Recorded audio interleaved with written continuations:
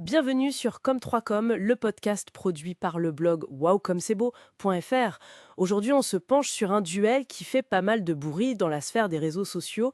Threads face à Twitter, enfin X maintenant. Il y a comme un match qui s'installe, non?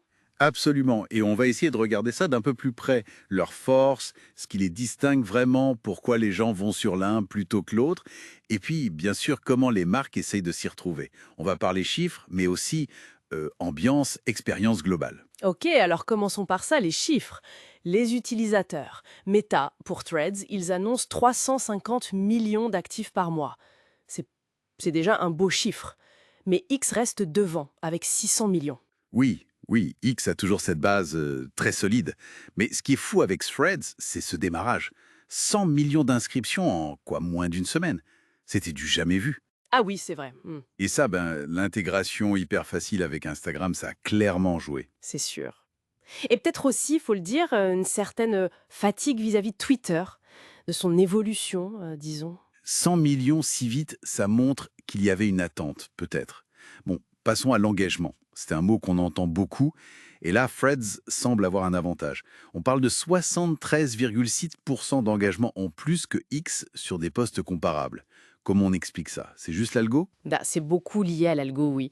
En fait, Threads essaye de pousser des conversations, comment dire, plus constructives, moins de polémiques en théorie. Du coup, ça génère plus d'interactions par post, plus de réponses, de vrais partages. D'accord. Et ça, les marques, elles l'ont bien vu. On parle d'un taux d'engagement moyen de 2,4% sur Threads contre 0,09% sur X. C'est pas la même histoire. Ah oui, quand même. 2,4 contre 0,09. Carrément. Ton message de marque, sur Threads, il a beaucoup plus de chances de faire réagir directement. Et puis, il y a aussi l'absence de limite de caractère sur Threads. Ça aide les créateurs à développer un peu plus, à raconter une histoire, pas juste un tweet.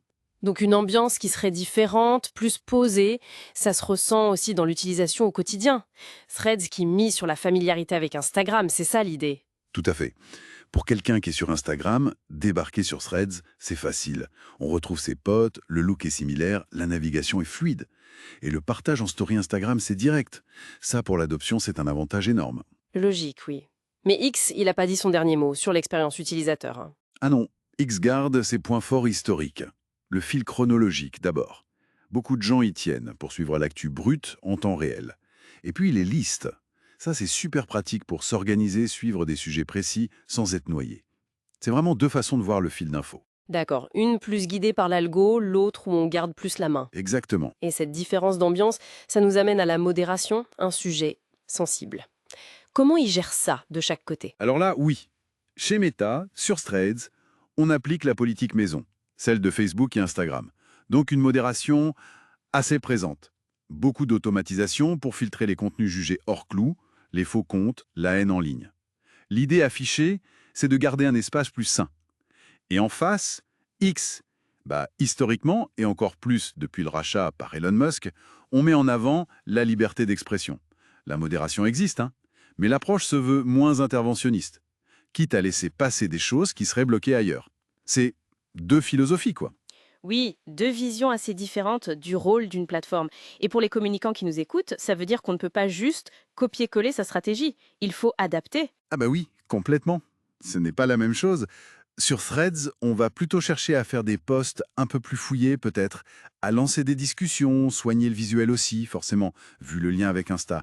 La régularité, ça compte. Et sur X? Sur X, c'est plus la réactivité qui prime, souvent. Rebondir sur l'actualité chaude, bien utiliser les hashtags pour se glisser dans les tendances, participer aux conversations qui buzzent, c'est plus dans l'instant.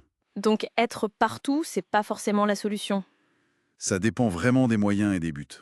Mais clairement, les deux plateformes n'offrent pas les mêmes opportunités. Faut choisir, ou alors bien adapter son message à chaque fois. On voit que Meta continue d'investir dans Threads, il y ajoute des fonctions, et X, de son côté, essaye de se transformer, de devenir cette app à tout faire. Cette compétition, finalement, c'est plutôt une bonne nouvelle, non? Ça pousse à innover. Oui, oui, clairement. La concurrence, ça stimule toujours. On voit des nouveautés arriver des deux côtés, des ajustements.